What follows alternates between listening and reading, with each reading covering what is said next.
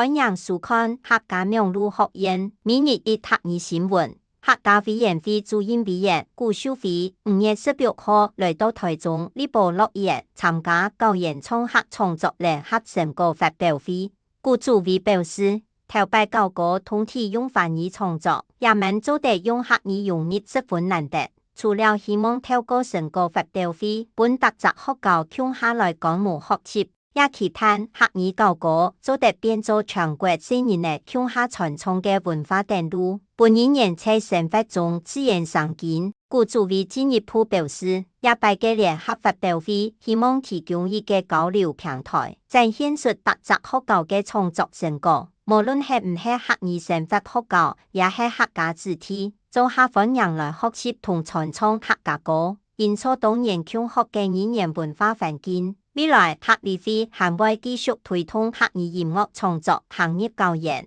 用客語創出教研嘅故事，本客語變成成人嘅生活度，是事業追求嘅語言，深化文化認同同語言嘅傳承。以上係客家苗栗學園嘅報道。接下來要教大家今本日嘅每日一客語就係教研，也則學校嘅教研當法